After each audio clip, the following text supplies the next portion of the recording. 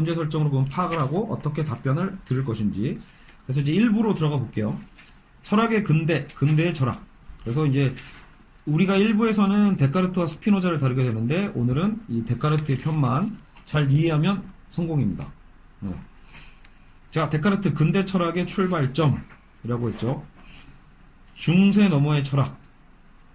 그래서 여러분 근대를 알려면 어쩔 수 없이 우리는 중세를 알아야 돼요. 그래서 되게 간단하게 이진경 교수님도 이 중세에 대한 설명을 또 하게 되거든요. 중세 철학적 근대가 무엇인가를 말하려면 우리는 중세와의 대비 속에서 알 수 있다. 여러분 오늘 가장 검색어에서 가장 큰 이슈가 뭐였어요?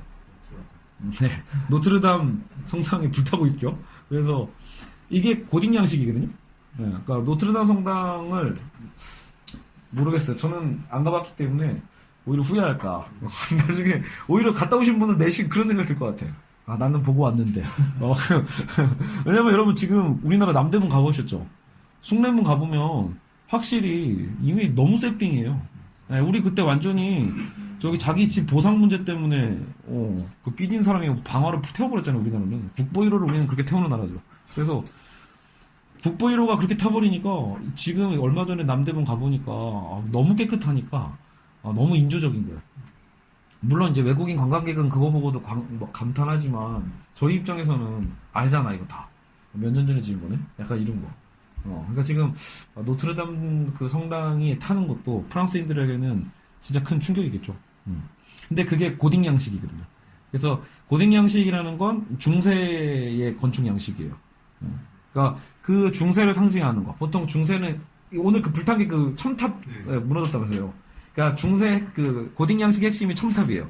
이 뾰족뾰족한 거. 그런 거 꽤 있죠. 유럽에 가보면. 그게 신의 어떤 권위, 신의 영광을 이제 나타내기 위해서 더 높으면서도 더 뾰족하게 이런 부분들이 있거든요. 그래서 고딕 양식은 되게 딱딱해 보이면서도 삐쭉삐쭉한 이런 형식을 갖고 있죠. 그게 중세적인 거다. 자, 그래서 넘기시면요. 자, 중세는 신이 창조한 세상이었고 신의 손안에 있던 시대였다. 이게 핵심이죠. 일단 이거를 딱 머릿속에 박아 놓으셔야 돼요. 그러니까 중세하면 누군가는 봉건, 영주, 뭐 그죠? 이런 걸 떠올리는 사람도 있을 거고, 저도 뭐 중세 어떤 십자군 전쟁 이런 것도 떠올리지만 결국은 우리가 주체와 대상의 문제를 살펴봐야 되기 때문에 중세 시대의 주체가 신이었다라는 거 그 한 줄만 익혀두셔도 굉장히 큰 사유의 정리 같아요. 그래서 모든 건 신의 말씀에 의해서 통치되던 시대다. 그래서 이 말씀이 신 자신이기도 하다는 성경의 말씀에 따라 성직자가 신을 대신하고 있었다. 이런 거죠. 그래서 이런 시대에 자 여기서 존재, 인식, 윤리 이런 게 나온단 말이에요. 그래서 존재란 뭡니까? 신의 창조물. 태초에 신의 말씀이 있었는데 그 말씀이야말로 다름 아닌 진리였고, 그러면 인식, 알미라는 것은 그 말씀의 계시에 도달하는 것과 동일했다. 진리란 신의 말씀을 전하는 성직자가 보장해주는 거지, 뭐 우리가 찾거나 지금 근대적으로 보면 과학에서 찾는 게 아니라는 거죠. 그 당시의 진리라는 건 신의 계시이자 그 계시를 우리가 알고 깨닫는 게 진리예요. 어떻게 살아야 하는가? 거기에 대해서도 결국은 신의 말씀대로 살면 그만이죠. 그래서 지금 존재론, 인식론, 윤리학에 대한 얘기를 간단하게 한 거예요. 그러니까 오늘 우리는 이것만 건져도 성공이에요. 아, 중세 때는 신이 주체였고, 그때는 왜 존재하는가에 대한 질문에 대해서는 신이 창조한 뜻이었고 참 보기 좋았더라. 성경 구절에 있죠. 신의 의미인 거예요. 우리한테는 의미가 없어요. 그러니까 우리가 왜 존재하지에 대한 질문에 굳이 우리가 답변할 필요가 없는 거죠. 신은 이미 성경에서 답변하고 있다. 그러면 우리가 참된 지식이라는 건 뭐냐라고 할 때도 신이 계시로서 알려준다. 우리는 그 계시를 알아가면 돼요. 깨달으면 되고. 그럼 어떻게 살면 됩니까? 십계명대로 살면 돼요. 그러니까 그게 중세의 가르침이죠. 그럼 근대라고 하면 데카르트가 그걸 뒤집고 다 독립하는 거예요. 존재에 대해서도 우리가 답변하는 거고, 그리고 계시에 대해서도, 진리에 대해서도 이제 그런 신적인 계시는 집어치우고 우리가 직접 파악해 볼게요 라고 선언하는 게 근대인 거죠. 그럼 어떻게 살아가는가? 이제 그때 그 윤리학조차도 이제는 우리가 찾아야죠. 신의 말씀에 기대는 게 아니라. 그렇죠? 그게 근대다. 그래서 중세 철학이나 그런 과학은 대체 뭐냐라고 할 때 여러분 그래서 실제로 찾기도 어렵다라는 거예요. 중세 철학하면 실제로 이제 중세 철학 교수님들이 있으니까 이제 뭐 중세 철학은 거의 없었습니다 하면 실망하시겠지만 마치 우리 같은 일반인들이 실제로 찾아보면요 중세 철학자가 별로 없어요. 대부분이 신학자예요. 그러니까 신학이 어차피 철학을 다 섭렵하고 있었기 때문에 철학은 어쨌든 그 신학의 신여라고 불렸죠. 그리고 저도 최근에 알았는데 그 그림도 그 중세는 그림 회화 같은 걸 찾아도 많이 없어요. 그래서 가끔 저도 그 백상 교수님 그 수업에서나 이제 그 중세 그림 같은 거 좀 볼 수 있거든요. 근데 저도 그걸 알았는데 그 중세 화가들은 화가의 이름을 거의 쓸 수가 없었대요. 그러니까 우리가 예를 들어 알고 있는 아주 오래된 서구 화가 생각해 보시면 보통 뭐가 떠올라요? 머릿속에. 피카소? 예. 피카소만 해도 20세기 사람이에요. 그건 멀어봤자 100년도 안 됐고, 그죠? 그러니까 더 멀리 가려고 하면 지금 다빈치가 나와요. 그럼 다빈치는 르네상스 화가거든요. 그러니까 중세를 이제 중세에서 근대 사이의 어떤 이 완충작용이랄까 변화의 틀의 르네상스인데 그때 등장한 화가들부터 자기 이름을 남길 수 있었다라는 거예요. 화가는 자기가 그린 그림에 왜 이름을 남기지 못했을까? 중세 때. 중세 주인공이 누구죠? 신. 화가는 창조. 창조된 피조물. 그러면 인간이죠. 인간이 그 당시에 그러면 그림을 그려도 주로 성화예요. 성스러운 그림만 그려야 돼요. 그러니까 피카소는 아무거나라도 막 그렸지. 현대화가니까. 근데 중세 화가들은 그리고 싶은 것도 마음대로 못 그려요. 그런 시대라는 거예요. 모든 걸 교회가 컨트롤한다. 그러니까 영광된 신의 물론 하나님의 얼굴은 그릴 수도 없죠. 보이지가 않으니까. 그러니까 예수님이나 보통 제자들을 그리는데, 성모 마리아를 그리는데 이 성스러운 그림에 불경한 너의 이름을 남기는 건 불필요한 짓인 거예요. 오히려 오점을 남기는 거죠. 나중에 여러분 보다 보면 결국 플라톤 얘기도 나오겠지만 플라톤 같은 경우에는 이데아의 세계가 완전한 세계고 우리 현재의 세계는 그걸 복제한 세계라고 보거든요. 그러니까 복제한 거는 짝퉁이잖아요. 그래서 원본이 좋은 거고 짝퉁은 나쁜 거다. 이런 이분법을 갖고 있어요. 그 틀로 본다라면 플라톤의 원리에 따라 보면 그림 그리는 행위도 짝퉁인 현실을 다시 한번 또 짝퉁으로 복제하는 거죠. 그럼 더 나쁘죠. 그래서 실제로 플라톤은 그런 예술행위를 별로 좋아하지 않았거든요. 그러니까 그게 어떻게 보면 중세 때도 연결되어 있는 거예요. 그러니까 중세 화가들도 굳이 죄악된 자신의 모습을 죄악된 인간의 삶을 또 복제하는 건 무의미한 짓이에요. 그래서 우리는 자꾸 신의 영광을 봐야 되니까 신의 성스러운 어떤 이 그림과 성화만 자꾸 그리게 되어 있는 거죠. 그런 시대의 흐름 속에서 그러니까 그래서 암흑의 시대라고 불리는 거죠. 그러니까 인간이 하고 싶어도 할 수 있는 것들이 별로 없었던 시대이기도 해요. 근데 이 상황에서 이제 브루노 지오다노 브루노를 소개하고 있죠. 1548년부터 1600년에 살았네요. 그래서 일찌감치 코페르니쿠스의 지동설을 받아들였을 뿐만 아니라 시적 상상력을 동원해서 우주란 무수히 많은 태양과 별들로 가득 찬 끝도 중심도 없이 운동만을 지속하고 있는 영원한 전체라고 보았다. 그러니까 이제 중세의 끝자락이자 르네상스 시대예요, 이때가요. 그리고 이제 근대로 들어가는 어떤 그 기점인데도 불구하고 브루노는 이런 그 코페르니쿠스의 지동설을 받아들였고, 여러분 중세 때는 천동설이었죠. 지구가 중심이고 태양이 지구를 돈다라고 믿었단 말이에요. 그런 시대 속에서 정반대로 사유를 했었고 심지어 우주의 무한성까지 믿었다. 그래서 신과 자연을 하나로 보는 이런 입장을 범신론이라고 하는데 당시에 이 브루노의 이런 사상은 받아들여질 수가 없었기 때문에 브루노는 결국 화형당하죠. 그래서 이 김에 우리가 다음 시간에 스피노자를 배워야 되니까 범신론 하면 또 스피노자와 연결이 되거든요. 그래서 신과 우주 전체가 다 하나다. 그러니까 신은 모든 곳에 다 깃들어 있다는 소리예요. 여러분 일본 가시면 일본은 모든 물건이 다 신이 되죠. 걔네들은 별의별 걸 다 신으로 만들어 놓거든요. 그러니까 그런 것들도 범신론이라고 봐요. 모든 것들이 다 신이 되는 거죠. 그러니까 이거는 지금 여러분이 지금 다루고 있는 중세의 신이라는 건 기독교의 신이에요. 중세의 기독교의 신은 절대적 신이에요. 그러니까 유일신이에요. 범신과는 완전히 거리가 멀죠. 유일한 하나의 신이고 완전한 자고 전능한 자이기 때문에 전능한 그 절대적 중심이 이 세계를 통치한다라고 보는 관점이죠. 그러니까 범신론은 받아들여질 수가 없어요, 시대적으로. 그래서 브루노는 불에 타죠. 나중에 밑에 보면 갈릴레이는 그 이후 사람이에요. 그래서 그 이후의 사람이었고, 그 뭐더라? 1500년이니까, 그, 1534년이 아마 그 코페르니쿠스가 지동설을 얘기했을 거예요. 그러니까, 1543년이겠구나. 1543. 그러니까, 그때쯤 됐을 때 코페르니쿠스는 왜 안 죽었냐면, 얘는 책을 쓸 때 그래도 그 서론에다 이렇게 써놨어요. 가설이라고. 그러니까, 친구가 써줬나? 어쨌든 가설이라고 썼고, 또 마침 출판 자체가 본인이 죽은 다음에 출판해요. 그래서 일단 안전했다. 근데 이제 브루노는 멀쩡히 살아있고 생생한 시절에 과감하게 주장하는 바람에 죽은 거죠. 갈릴레이는 여러분 다 알다시피 그래서 나중에 부인하는 거죠. 살아남기 위해서. 자, 그리고 넘기시고요. 자, 그러니까 중세 철학의 한계라는 측면에서 보면 중세에는 신학이 곧 철학의 한계였고 신학의 허용 범위 안에서만 철학이 존재할 수 있었고 신 안에서만 철학적 사고가 허용되었다. 이 분위기는 충분히 이제 이해가죠. 과학 또한 다르지 않았다. 그래서 고대와 마찬가지로 중세의 과학은 일종의 자연 철학이었다.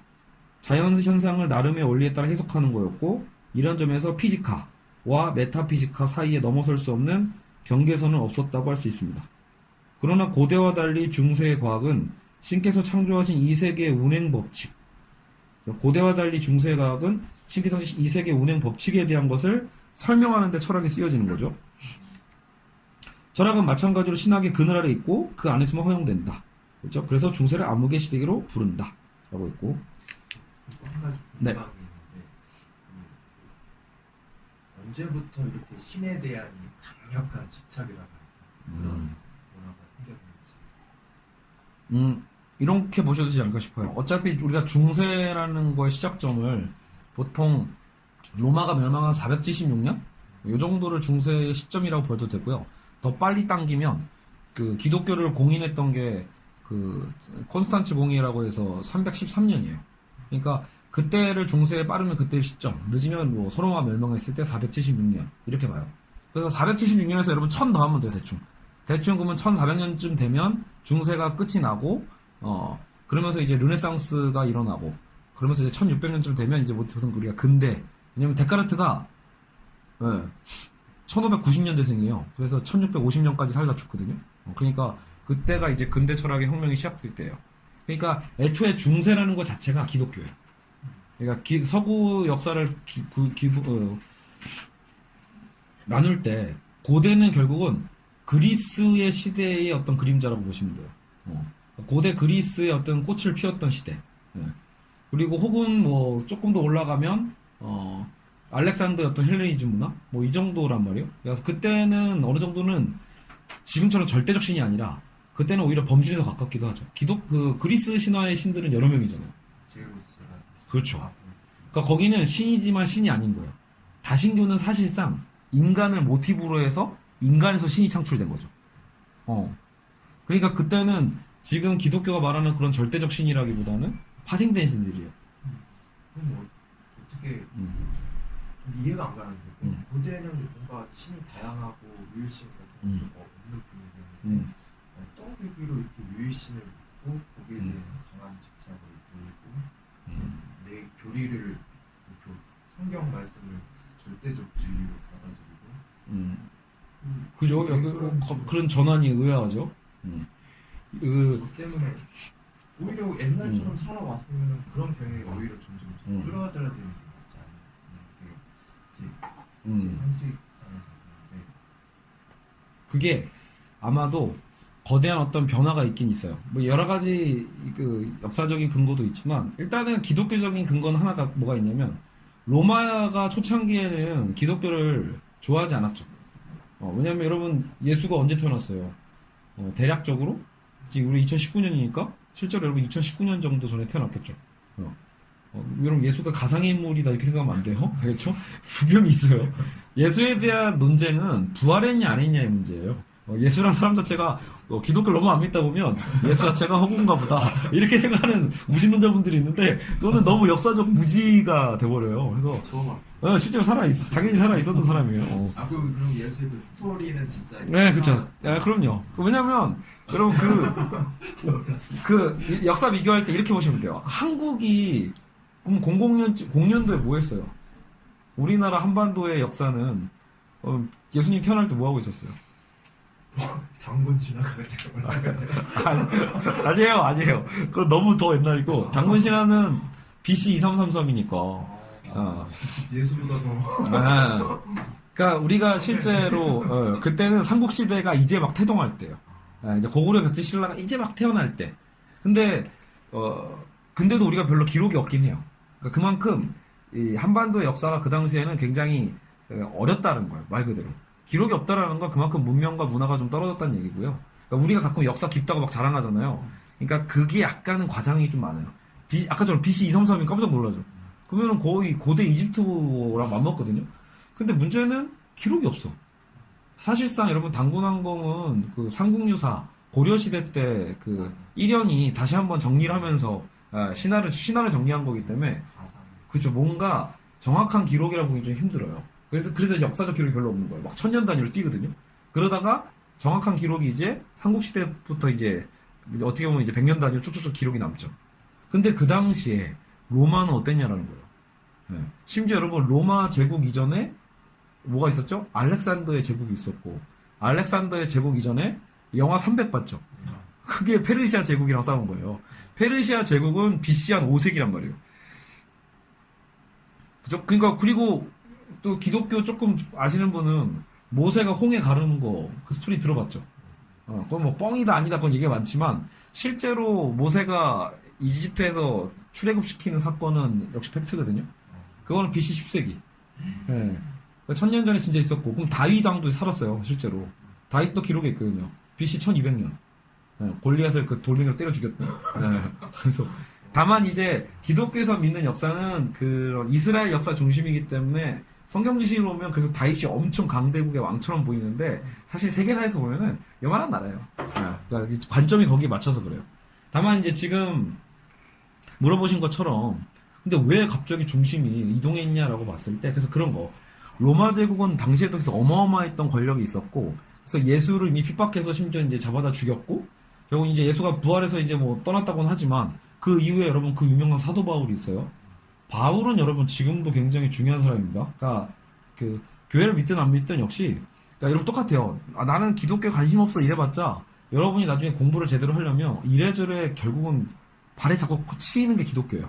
기독교를 이해를 못하면 서구사를 이해 못하거든. 근데 문제는 그 기독교를 실질적으로 포교한 건 또 사도 바울이야. 그래서 이 바울에 대한 연구가 최근에 현대 철학자들한테 화두예요. 예, 요즘 그래서 저도 바디유가 했던 사도 바울 책 저도 그래서 팟캐스트 몇 번 남겼고 그리고 최근에 그 데리다와 바울을 또 연구하는 경우도 있고 그러니까 되게 많아요. 현대 철학자 의외로 요즘 그런 궁금함이 많은 거야. 저 사람의 그건 왜 그러냐면 요즘 난민 문제가 제일 심각하잖아요. 그 당시에 바울이 던졌던 기독교의 이 포교 방식이 지금 그 당시에선 정말 혁명적인 사고였거든요. 그러니까 여자와 남자를 구분하지 않고 그리고 부자와 가난한 자를 구분하지 않고 노인과 약자를 구분하지도 않아요. 그러니까 모두에게 절대 보편적인 그걸 굿뉴스라고 하잖아요. 복음. 그거를 전했거든.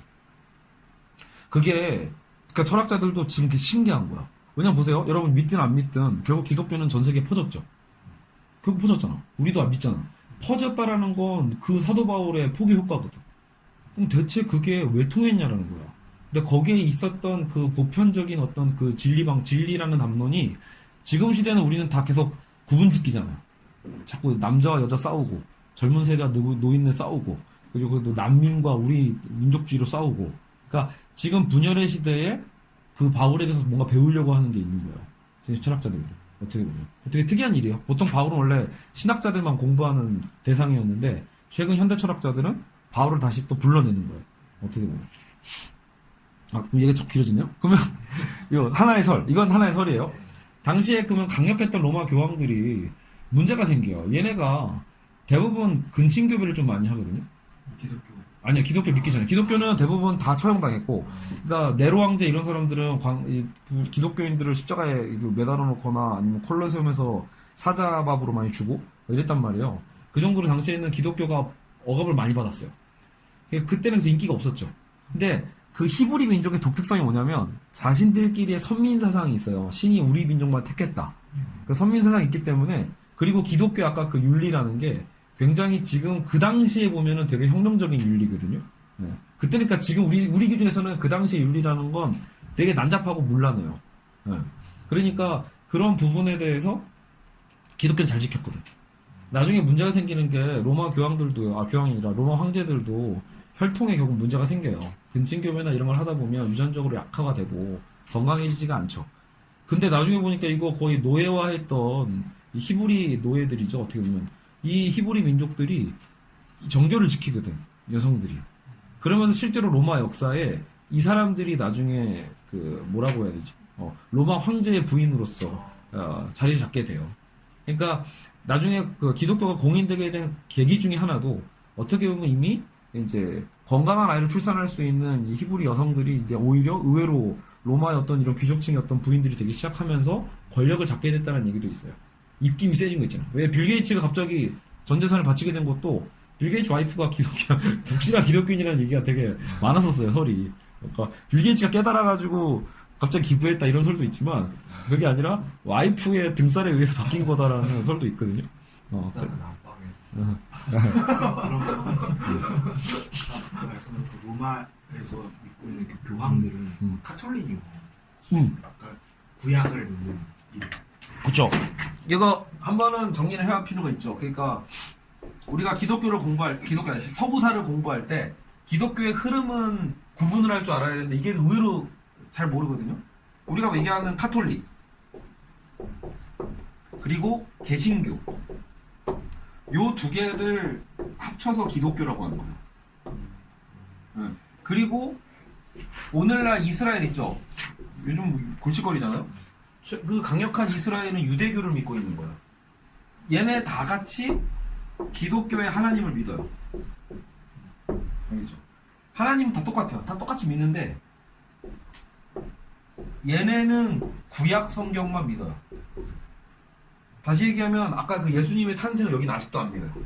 그러니까 지금 여러분 이스라엘 가서 갑자기 예수님 막 포교하고 이러면 돌 맞아요. 알겠죠? 그 같은 기독교 아니었나? 이러면서 찾아가시면 큰일 나요. 거기는 아직도 구약의 율법 시대를 살고 있기 때문에 심지어 구약에서도 모세 오경이라고 창세기, 출애굽기, 레위기, 민수기, 신명기 이 5권의 되게 딱딱한 책이 있어요. 그런 율법을 되게 지금도 지켜요. 여기는 그래서 얘네 지금 일요일에 엘리베이터 버튼도 안 눌러요. 그러니까 여기 가면 엘리베이터가 일요일은 주일이어가지고 자동 운행하게 돼 있어요. 이 손가락으로 누르는 순간 이거는 법을 어긴 거야. 그 쉬어야 되죠. 네, 그쵸. 쉬어야 되는데 안식일에 쉬지 않고 노동했다. 이래가지고 우리나라 그 부산이 그래서 좀 보수적 기독교거든요. 우리나라 부산 고신이라고 하는데 그쪽은 실제로 그래서 일요일날 그 소비 이런 거 안 하는 데가 있어요. 지금도 지키는 데 좀 있을 거예요. 그것도 노동이란 거야. 자기의 욕망을 위해서 이렇게 쓰면 안 된다는 거죠. 주인은 오롯이 신을 위해서 보내라. 되게 딱딱하죠? 그죠? 그래서 그때 이사하다가 잘린 전도사님 얘기 되게 유명했어요. 노동했다고. 이삿짐이 하루 밀리는 바람에 하루 늦게 해가지고 일요일날 겹쳐서 이사했다고 잘린 사람이 있었거든요. 그런 설이 있을 정도로. 근데 그건 개신교의 보수성 안에 있다고. 그러니까 가톨릭과 개신교는 둘 다 구약 신약 다 믿어요. 그러니까 아까 드시면 예수 그리스도를 믿는 거죠. 그리스도를 음차한 게 기독이거든, 한자로. 크리스트교. 그러니까 이거 한자로 그냥 음차한 거예요. 기독. 이렇게. 그래서 기독교니까 둘 다 믿는 게 맞는데, 가톨릭은 바로 지금 저희가 얘기하고 있는 아까처럼 이 중세를 풍미했던 그 권력의 정점이 가톨릭이고요. 개신교는 마르틴 루터 있죠? 요때까지 기다려야 돼요. 그러니까 생긴 지 얼마 안 됐죠, 그렇게 치면. 가톨릭에 비하면. 여기는 공식적으로 생긴 건 313년이고, 여기는 1517년이니까. 그러니까 루터가 종교개혁을 딱 독일에서 일으키잖아요. 구텐베르크의 인쇄술 덕분이죠, 어떻게 보면. 성경이 막 퍼진 거니까. 그래서 르네상스 시대 때 나타난 거죠. 그렇죠. 우연이 아니에요. 그러니까 그 당시의 시대적인 이 혁명성이라는 건 르네상스는 엄밀하게 보면 예술적 혁명이에요. 왜냐면 그게 문학과 그림 같은 거거든요. 주로. 그리고 이 종교적인 혁명은 1517년이고 아까 의학의 혁명도 아까 1543년이거든요. 의학의 인체 해부가 로마에서 제대로 나온 게 1500년대고 그리고 아까 전 지동설도 1500년대. 그러니까 뭔가 시대의 변혁의 어떤 축이 변하기 시작했다는 얘기예요. 그러면서 이제 거대의 흐름이 다 바뀌는 거죠. 그 공통점에 뭐가 있냐면 교환권이 약화되고 있었기 때문에 공통점이에요. 생각해보면 어떻게 다양한 분야에서 다 같이 이런 변화가 일어났지? 신기하죠. 근데 그 정점이 뭐냐면 권력의 핵심이었던 교환권이 약화되고 있었기 때문에 가능했던 일들이에요. 그림도 그렇고 예술도 그렇고 과학도 그렇고 그렇죠? 종교도 그렇죠. 교황이 광했어 봐요. 그러면 루터가 바로 목 쳤겠죠. 루터는 그냥 신부 나부랭이었단 말이에요. 그냥 저게 하급 신부죠 어떻게 보면. 근데 과감하게 혈기가 넘치니까 딱 뭐 비덴베르크 성당인가 거기 딱 95개조 반박문 딱 붙여놓으니까 그게 여파가 컸던 거예요. 그 결정적인 건 본인이 직접 독일어로 성경을 번역해버리죠. 성경 번역이 당시에는요 사형이라고 전 들었거든요. 중세시대 때는 번역하면 안 돼요. 할 수 있어도 하면 안 돼. 이때는 그대로 받아들여요. 그때가 라틴어로 쓰여져 있었거든요. 그러니까 라틴어는 어떤 좀 고어의 느낌이 있었고 지식어야 지식어. 지식자들만 알 수 있었던 거예요. 그러니까 당시라면 신부들밖에 모르는 거예요. 그러니까 이거는 언어의 권력이. 그러니까 성경 번역을 하는 것 자체가 청기 누설로 본 거예요. 잘 보면 이해도 가. 여러분이 만약에 여러 번만 성경을 읽을 수 있다고 생각해 보세요. 근데 그게 뭔가 신의 계시라는 걸 사람들이 믿음으로 갖고 있어. 근데 포교를 해야 되죠. 그러니까 그 당시는 어차피 사람이 미디엄이 되는 거. 그렇죠. 이래저래 문맹률은 높았기 때문에 그러니까 더더욱이 그거를 할 필요가 없죠. 그리고 대부분 알다시피 여러분 수도사들이 하는 게 수도원에서 주로 필사였잖아요. 그러니까 자기들끼리 볼 거를 필사하는 거예요. 라틴어로. 성경이 엄청 많잖아요. 66권이에요. 그러니까 한 번 필사하면 보통 한 2년 걸리거든요. 한 권. 지금 교회에서도 하시는 할머니들 많아요. 권사님들이 취미로 필사하시는데 그게 보통 한 2년 걸린다. 우리가 알고 있는 그 바이블 그게 네. 66권이에요. 네, 66권의 책을 모은 거예요. 네. 맞아요. 그래서 신약이 27권. 그래서 39권, 27권 이렇게 해가지고 묶인 거예요. 그러니까 사실 이게 어째 이건 뭐 다른 얘기지만 그래서 성경 자체를 당시에 그 루터가 그걸 혼자서 다 번역한 거니까 대단한 거죠. 네, 그래서 그걸 독일어로 번역했다 했어. 근데 문제는 그거죠. 인쇄술이 없었으면 그거 언제 또 필사해. 그러니까 그 시대가 딱 맞아 떨어진 거야. 그래서 구텐베르크 인쇄술이 마침 그 당시에 이제 대중화됐기 때문에 번역을 한 거를 과감하게 인쇄를 해서 전국에 돌려버리는 거죠. 그러면 최소한 글을 읽을 수 있는 독일 사람들은 청기 누설이 가능해진 거죠. 성경을 직접 보게 되죠. 그러면 알게 되죠. 대조할 수 있게 돼. 맨날 일요일날 가서 성당에서 들었던 설교랑 확인할 수 있게 되는 거죠. 그때 핵심이 그거였잖아요. 천국에 들어갈 수 있는 맞아. 면죄부. 그게 성경에 없거든. 그러니까 그런 걸 확인하면서 비밀이 새어 나가니까 교의 권력이 무너지는 거죠.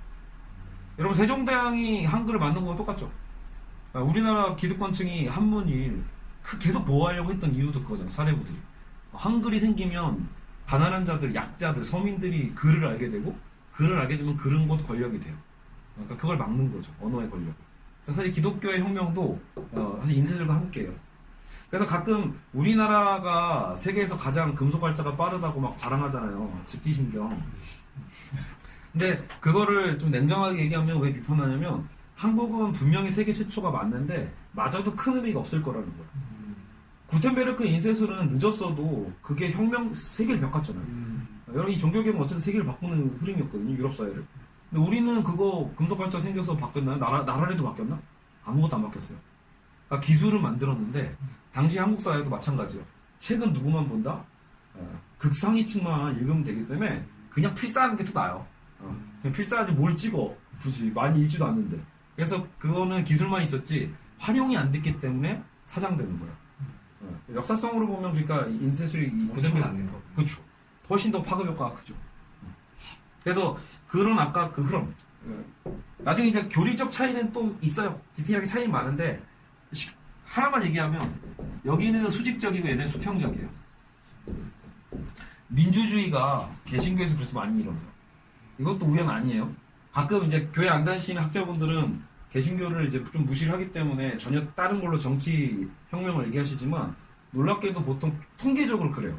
어쨌든 이 기독교가 들어가는 사회 속에서 민주주의가 공교롭게도 발생하거든요. 그러면 그게 정신사상적으로 근데 우리나라도 기억해보면 알아요. 여기가 절두사이잖아요. 왜 천주교인들과 기독교인들을 잡아 죽였을까? 한국의 지도층이. 얘네들의 기독교 사상의 핵심이 아까 되겠죠. 바울의 핵심은 평등이라고. 당시엔 있을 수 없는 거야. 그러니까 그거를 2000년 전에 평등을 얘기했으니 우리나라 1800년대 와서 평등 얘기해도 목 잘렸잖아요. 그러니까 그 혁명성이 있는 거예요. 그러니까 민주주의의 초석이 되긴 해요. 정신사적으로. 사람들이 납득이 되는 거야. 종교를 믿고 나서 정치적으로 같은 어떤 뭐 보통 선거권을 하자라고 했을 때 납득이 되죠. 이미 종교 사상적으로 평등적 가치를 갖고 있으니까. 우리나라처럼 양반 체계와 상민 체계를 갖고 있는 나라는 사상 체계가 안 바뀌어 있기 때문에 안 바뀐 채에서 정치적 혁명이 일어나서 투표권을 주니까 독재자를 또 뽑는 거예요. 우리나라는 기독교 국가는 아니잖아요. 기독교가 들어오긴 했지만 그렇다고 전 국민이 믿는 게 아니었어요. 기독교는 되게 적은 인원이 믿었거든요. 그러니까 사람들 머리는 여전히 백성과 왕의 관계죠. 그러니까 지금 박정희에 대한 향수도 똑같아요. 왕에 대한 향수죠. 대통령에 대한 향수가 아니라 이 나라를 살린 어떤 성군을 그리고 그 성군의 황녀인 딸을 지금 감옥에 넣기 때문에 그래서 어른들이 그 충격받으시죠. 할아버지들은 딱 그 사고관념에 아직 계시는 거고. 근데 사실 우리도 그런 성향이 좀 있어요. 그래서 우리가 그거를 벗어내야 되는 거죠. 지금 새로운 세대는.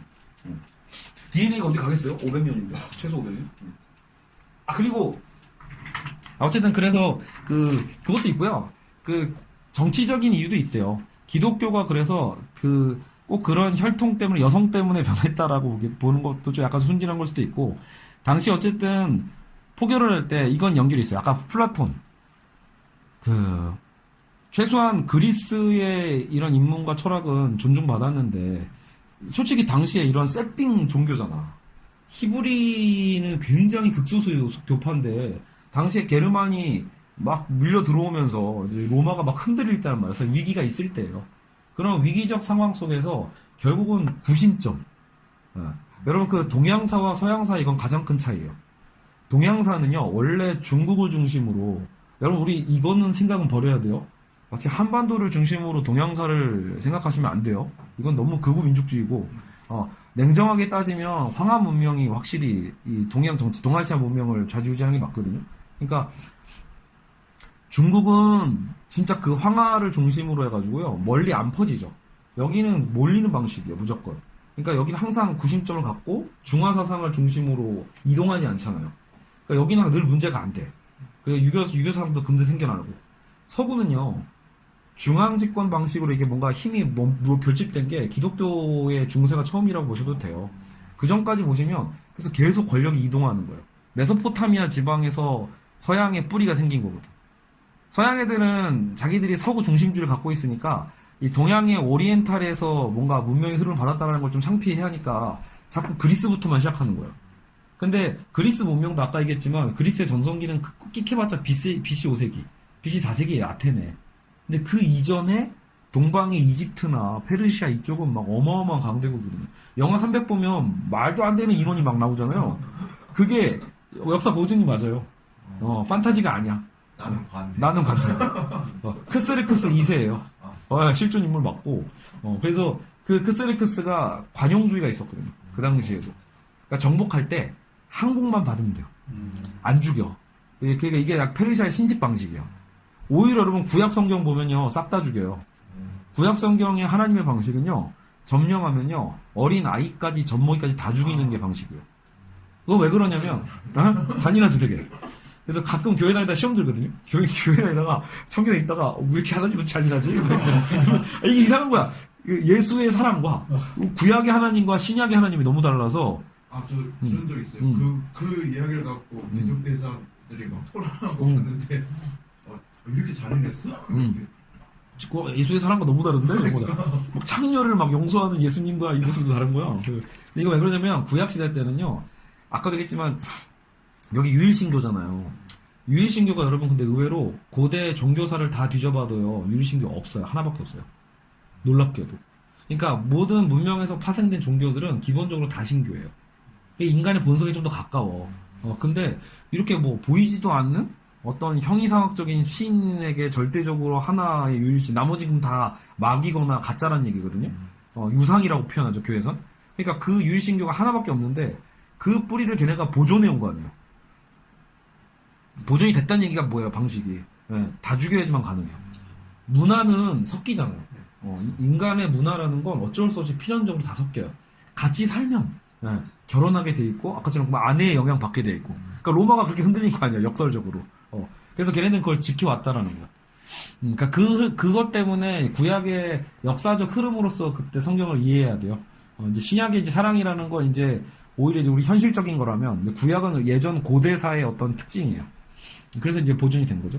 근데 이제 나중에 플라톤의 아까 철학이 뭐였어요? 이데아.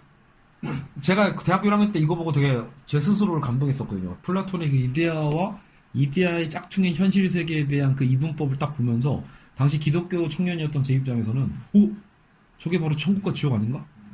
그럼 제가 뭐 발견한 줄 알았어요. 그래서 이건 진짜 내 스스로 놀란 거지. 이거 기독교의 뭔가 이 이원화된 사상과 똑같구나. 죄악된 현 세상과 나중에 내세 우리가 천국에 들어가는 것. 그게 이데아네. 난 나름 깨달음인 줄 알았는데 다 알고 있는 거더라고요. 나중에 좀만 더 공부하니까. 그래서 중세 신학의 여기 곧 나오죠. 중세 신학의 거두가 아우구스티누스거든요. 어거스틴이라고 부르죠. 아우구스티누스가 바로 이 플라톤 철학을 받아들인 거예요. 근데 잘 보세요. 이게 왜 받아들였냐면 이것도 필연이야.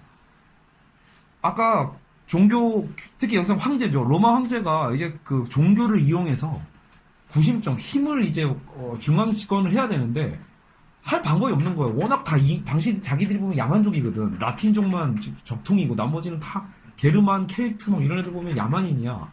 이 멍청한 애들한테 어떻게 하면 뭔가 우리한테 복종하게 할 수 있을까라고 했을 때 이 종교가 가장 좋아요. 근데 마침 이 종교가 또 유일신 종교고. 근데 잘 안 먹히죠. 신흥 종교니까. 그래서 이때는 십자가가 중요한 거예요.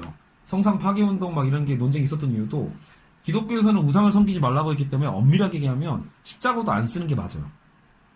자꾸 이 십자가만 타고 이걸 믿고 있으면 드라큘라 있으면 자꾸 이렇게 내밀잖아요. 그러니까 이게 결국 얘에 대한 걸 믿는 거지 얘는 상징일 뿐이잖아요. 얘가 마치 뭐가 되는 것 마냥 이렇게 하면 안 되거든. 그러니까 예를 들어 가끔 기독교인들, 약간 좀 보수적 기독교인들은 성경책 막 되게 아껴요. 그건 말이야. 막 어렸을 때 책 막 저처럼 이렇게 찢어지면 막 혼나요. 이렇게 들고 다니거나 이러면 막 혼나고. 왜냐면 감히 성경이잖아. 홀리 바이블을. 근데 사실 그게 아니거든. 이건 그냥 책일 뿐이에요. 찢어져도 밟아도 상관없어. 중요한 건 이 성경 안에 있는 의미잖아요. 그러니까 문자주의에 빠지거나 이렇게 물질주의에 빠지는 거죠. 근데 그래서 이게 포기할 때 그게 필요했기 때문에 십자가도 쓰여지는 거고, 가장 핵심이 플라톤주의예요. 그냥 예술을 얘기하면 못 알아들어. 근데 플라톤 철학의 어떤 이분법과 함께 천국과 지옥에 대한 이분법을 얘기하면 알아들었겠죠. 익숙하니까. 그러니까 플라톤은 다 알았거든. 플라톤의 그 그리스의 합리주의를 이해했기 때문에 그걸 방식으로 기독교 신학을 플라톤주의로 받아들인 거예요. 그래서 오늘날 우리도 지금도 명동 가면 예수천당 불신지옥 계속 운동하시는 이상한 할아버지들 있잖아요. 그게 한국 70년대 80년대에는 되게 중요한 교리였거든요. 왜냐면 공포를 불러일으키잖아. 안 믿으면 지옥 가고 잘 믿으면 천국 가. 딱 이분법이죠. 혹은 현세와 내세로 구분한 이분법도 있거든요. 지금은 고통스러워. 그래도 내가 신앙으로 잘 버티면 나중에 천국 가니까. 그래서 지금 뭐 해도 돼요? 혁명 안 해도 돼. 한국 기독교가 약간 보수적인 이유 중에 하나가 그 혁명성을 잃어버린 거예요. 그러니까 이 이분법을 내재하면 어떤 문제가 생기냐면, 이상적 사회는 어차피 죽은 후에 가니까 여기는 거쳐가는 곳이야. 근데 거쳐가는 곳에 뭐 독재자가 나타나든 뭐가 나타나든 간에 종교는 자신의 신앙만 지키면 돼. 이렇게 믿는 사람들이 꽤 많아요. 지금도. 그러니까 사회 변혁에는 무관심한 사람들이 많죠. 그러니까 한국의 기독교 보수성이 그래서 나오는 거야. 근데 최근에 현대신학에서는 그걸 또 넘어서거든요. 그러니까 그런 이분법은 되게 촌스러운 걸로 봐요. 그러니까 그게 중세 때의 산물이에요. 그러니까 그 이후의 신학자들은 사실은 이미 이분법을 넘어선 지는 오래됐어요. 기독교에서도. 근데 그게 아직도 한국에는 뿌리로 남아있죠. 근데 그러면 카톨릭이나 개신교의 또 차이가 있잖아요. 네. 이건 마리아의 인정인 거. 일단은 겉으로 드러나는 것 중에 하나가 그죠, 마리아를 신으로 인식하느냐 안 하는가의 차이는 있어요. 그러니까 일반 교회 다니는 사람은 마리아는 그냥 사람, 일반 사람을 그냥 찍은 거야. 아무나 찍은 거라고 봐도 돼. 그걸 통해서 아기 예수를 태어나게 한 매개체라고 본 거라면, 가톨릭에서는 말 그대로 성모 마리아죠. 하나님의 어머니다. 뭐 이런 식으로. 근데 단지 그것만의 인정이 아니죠. 네. 가장 큰 차이는 아까도 얘기했지만 수직과 수평. 그러니까 즉 권력 관계예요. 근데 사실 현대 개신교는 또 요즘에 문제 많잖아요. 그런 목사라는 또 수식도 있잖아요. 그렇죠. 이건 현대 파생된 어떤 그건가요? 아, 그러니까 이런 거예요. 그런 거는 그냥 인간이 권력화되면 다 부패한다가 더 진리인 것 같아요. 예, 그러니까 생각해 보면 카톨릭도 자신들이 원래 초창기 원류고 개신교 너희는 파생된 동생 아니냐 뭐 이런 식으로 또 얘기하지만 카톨릭 자체도 파생 종교라고 보는 게 저도 맞다고 봐요. 그러니까 원래 교회는 뭐냐면요 313년 이전에 교회가 있었어요. 로마가 공인하면서부터 종교는 권력화되는 거거든요. 그러니까 이게 양날의 검이에요. 종교가 널리 퍼지게 되는 계기는 되지만 그러면서 종교의 본질은 썩죠. 권력이 생기니까. 그러니까 개신교의 시대로 오면 근대나 이쪽은 거의 교회의 권력이 더 세지는데 그랬을 때 그 교회도 결국은 권력이 되니까 또 썩잖아요. 그러니까 인간의 본성인 것 같아요. 그러니까 이제 중요한 건 교리적 차이예요. 그럼 교리 차이는 뭐냐면 카톨릭은 교황과 대주교가 있고, 그죠? 그러니까 이게 추기경들 있잖아요. 추기경과 일반 신부들로 이렇게 중앙집권적인 관료체계를 갖고 있어요. 그게 구원론에서도 통용되거든. 그러니까 카톨릭 다니면 여러분 그 고해성사하는 이유도 내 죄를 사하는 걸 내가 직접 기도하지 않고 신부님을 통해서 죄를 사함받잖아요. 그러니까 개신교는 그걸 반대하는 거예요. 루터가 얘기하는 거는 그런 건 없다. 어디에 고해성사가 있고 어디에 그런 게 있냐. 모든 인간은 다이렉트로 기도할 수 있어야 된다. 그러니까 어느 누구든 지금 이 순간에 자기가 회개를 하면 기독교인이 되는 거고, 그리고 내가 지금 기도를 하면 예수의 이름으로 기도를 하면 하나님과 직접 다이렉트로 통화할 수 있는 거다. 이건 거예요. 그러니까 다르죠. 수평 관계랑 수직 관계. 이게 되게 큰 차이긴 해요. 교리적으로 보면. 그래서 아까도 얘기했지만 그래서 보수 개신교는 지금도 그래서 캐톨릭에는 구원이 없다. 이단이다. 이렇게 얘기하는 사람들도 있어요. 저처럼 이제 이렇게 유들유들한 사람들은 카톨릭에도 충분히 구원이 있다. 괜찮다. 이렇게 봐요. 그건 왜냐면 인간이 해석하는 거의 차이지 큰 문제는 아니라고도 보거든요. 근데 그게 이제 제가 보기에는 이건 있다고요. 개신교가 어쨌든 1510년에 나오게 된 건 나중에 결국은 1600년대부터 영국에서는 명예혁명 같은 거 일어나잖아요. 1688년. 그러니까 영국의 명예혁명. 의회 제도가 세지죠. 프랑스는 늦어지긴 하지만 1789년에 프랑스 대혁명이 일어나고요. 그러면서 걔네들은 급진적으로 이제 정치사가 발전하잖아요. 민주주의로. 그러니까 그 넘어가는 과정에 걔네들의 핵심은 수평주의거든요. 민주주의는. 그러니까 아마도 교황권을 계속 유지했으면 민주주의의 발전도 늦어졌을 가능성은 매우 높아요. 사상체계가 이게 충돌하니까. 네. 그래서 개신교의 종교개혁의 의미는 꽤 있다.